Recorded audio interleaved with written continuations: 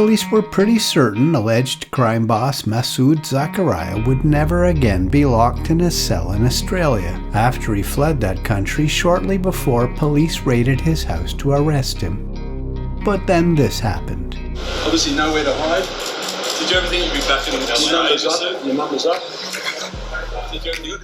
The surprise scene of Masood Zakaria, chained and guarded, being paraded through Sydney's airport, and then, indeed, being locked in a cell back in the country where he was one of the most wanted fugitives. Another one bites the dust, metaphorically in this case. The mob reporter here with news of the inglorious, enforced return of a most wanted fugitive, an immense man, physically yes, but more importantly, immensely influential, police say, in a hyperactive underworld where billions of dollars are up for grabs. Let me tell you about it.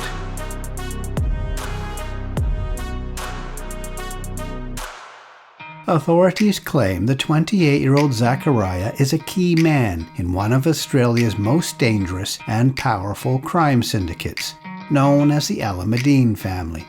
He is pegged as the Alameddine's number 2 man. Zakaria is the center of a Venn diagram of Sydney's underworld, with overlapping circles looping around him of the Alameddine clan, biker clubs, and street gangs, all allegedly working together to grab as much as they can of the state's nearly $3 billion a year drug trade. That kind of money rarely goes unchallenged, and it sure didn't here. A war over Australia's particularly lucrative drug market took a heavy toll, interwoven with an old blood feud between two crime families, the Alameddine clan and the Hamzy clan. Zakaria's purported rivals have revolved around Bassam Hamzy, who has been locked up since 1999 but exerts influence from behind bars. Here he is, a charmer. There were at least 13 fatalities in 18 months, leading into the spring of 2022. One would-be hit, though, failed terribly. The target, police say, was this man, Ibrahem Hamze. He is facing charges of his own in connection to this shooting outside a gym in 2021. But the purported botched hit on Ibrahem Hamze was foiled when men who were stalking him in a stolen Mercedes stopped in a no-parking zone, attracting attention from a passing police patrol. The men in the Mercedes sped off in a panic, tearing through red traffic lights and sparking a police chase. That was really the beginning of the end for Zakaria's charmed life in Australia. Police say they tracked the car to associates of the Alameddine and allege Zakaria was in on the plans, although not in the car. Police! Search warrant! Open the door! When investigators came to arrest their suspects from the botched hit in December 2021, they simply weren't to be found. It seems loose lips sank that ship. Zakaria left town shortly before this police raid on his home. He traveled to the other end of the country during the strict COVID lockdowns, and then apparently hopped on a fishing trawler from Western Australia, landing in Malaysia, and from there on to Turkey. While Zakaria apparently hooked up in Turkey with friendly members of the Comanchero Motorcycle Club, police in Australia had to satisfy themselves with revoking his driver's license and seizing his home. How he vanished just as the task force was coming for him is something authorities are investigating. A year later, though, what a shock, and perhaps a thrill, for those wandering travelers in Sydney Airport at dinner time last week, as a heavy police presence paraded a handcuffed and hulking Zakaria from a plane to a waiting police van.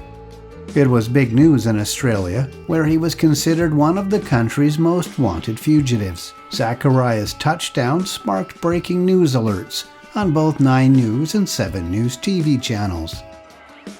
He gave reporters a bit of a show. He positively beamed and seemed to chuckle at the reporters' questions. His shirt was open just enough for us to see his chest tattoo. We see it better here in an earlier mugshot. Masood Zakaria is the latest of Australia's most wanted fugitives to no longer be wanted, and the latest in fact to be arrested in Turkey. Many Australian crime lords have made Turkey their home away from home, a landing spot made more comfortable by the fact that some of the dominant crime groups are under the leadership of men originally from the Middle East and are Muslim.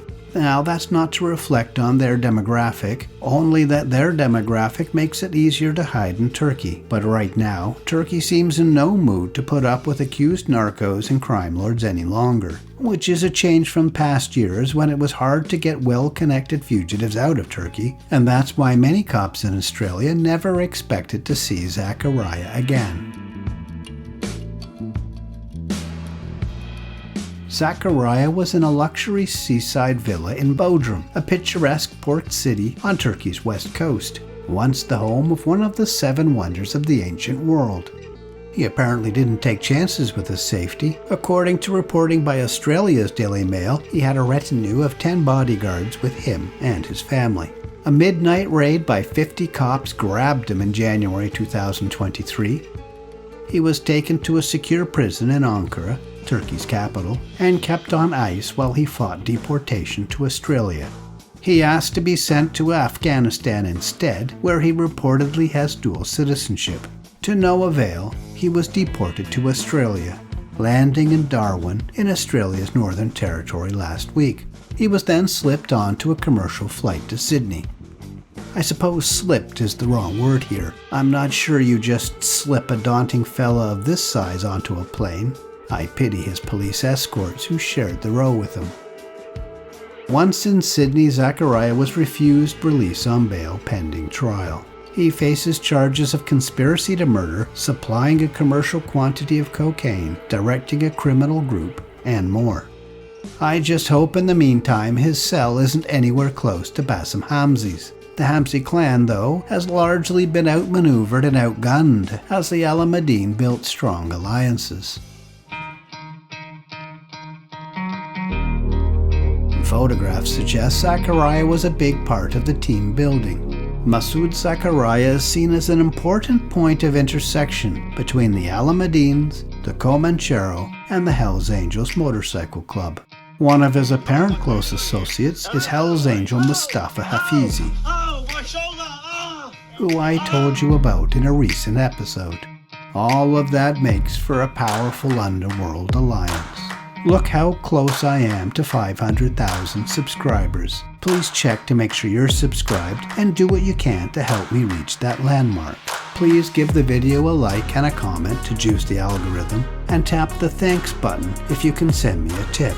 That helps keep my fire burning. Thanks for watching to the end.